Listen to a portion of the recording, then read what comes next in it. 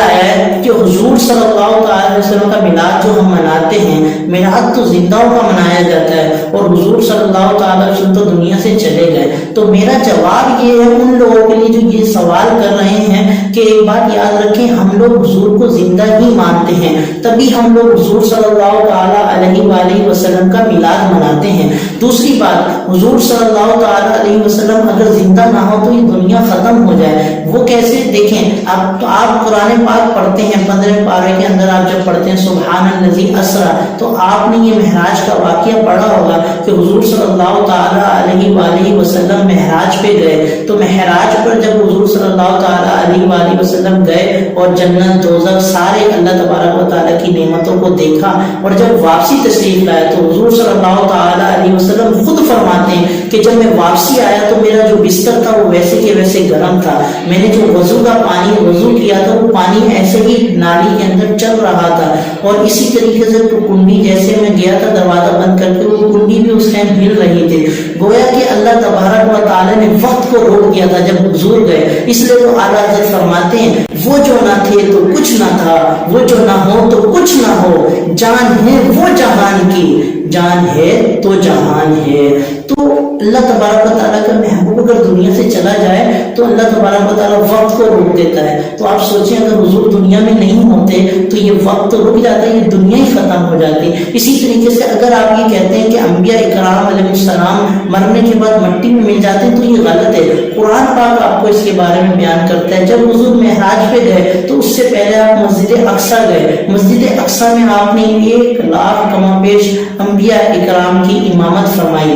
آپ یاد رکھیں امامت فرمانے والے کون؟ حضور صلی اللہ تعالی وسلم۔ اقامت کرنے والے کون؟ جبرائیل علیہ السلام۔ اور حضور صلی اللہ تعالی وسلم کی اقتداء میں نماز پڑھنے والے کون؟ تمام انبیاء۔ یاد رکھیں ہمیشہ نماز زندوں کی ہوتی ہے، مردوں کا جنازہ پڑھا جاتا ہے۔ حضور صلی اللہ علیہ وسلم تمام انبیاء کی جو امامت فرمائی، اس بات سے یہ ثابت ہوتا ہے کہ حضور صلی اللہ تعالی وسلم کو پتہ ہے کہ تمام انبیاء زندہ ہیں، اپنی قبروں کے اندر ہوتے ہیں، اور اللہ تبارک و تعالیٰ کے محبوب نے تو ارشاد بھی فرمایا۔ ایک دفعہ ایسا ہوا کہ حضور صلی اللہ تعالی وسلم نے ظاہری پردہ فرمانے سے پہلے صدیق اکبر رضی اللہ تعالیٰ اور تمام صحابہ اکرام کو جمع کیا اور فرمایا کہ اللہ تبارک و تعالیٰ نے ایک شخص کو یہ حکم دے دیا کہ وہ چاہے تو دنیا میں رہے، چاہے تو وہ اللہ کی بارگاہ میں حاضر ہو جائے۔ یہ اختیار اللہ تعالیٰ نے اپنے اس بندے کو عطا فرما دیا۔ تو صدیق اکبر رونے لگ گئے۔ صدیق اکبر سے حضور نے کہا کیوں روتے ہو؟ تو صدیق اکبر فرماتے ہیں کہ حضور میری جان میرے ماں باپ آپ پر قربان، مجھے پتا ہے وہ کوئی اور نہیں حضور، وہ آپ ہی ہیں۔ اللہ تعالیٰ نے آپ کو یہ مقام عطا فرمایا، آپ کو یہ اختیار دیا کہ آپ دنیا میں رہیں، چاہے تو آپ اپنے رب کی بارگاہ میں حاضر ہو جائیں۔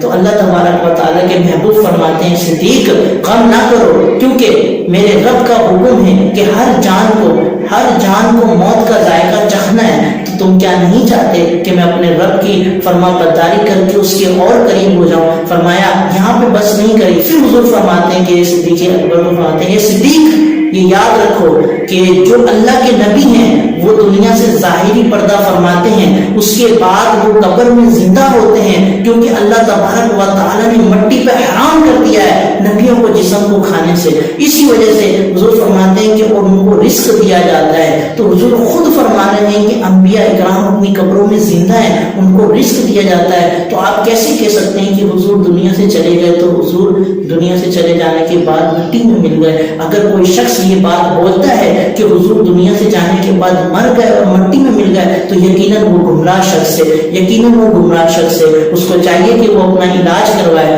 نہیں تو وہ مفتی اکرام کی صحبت میں جائے، ادھر جا کے بیٹھے، ان سے سیکھے کہ وہ کیا کر رہا ہے، وہ اپنے ایمان کی سلامتی کی دعا کرے جو ایسے الفاظ کہتا ہے۔ تو ایسا مت کہیں، اگر آپ کو کوئی ایسا کہتا ہے تو اس کو بولے کہ بھائی دیکھو ہم لوگوں کا عقیدہ حضور زندہ ہے، اگر حضور زندہ نہ ہو تو یہ دنیا ہی ختم ہو جائے۔ اللہ نے چاہے لیں گے۔ السلام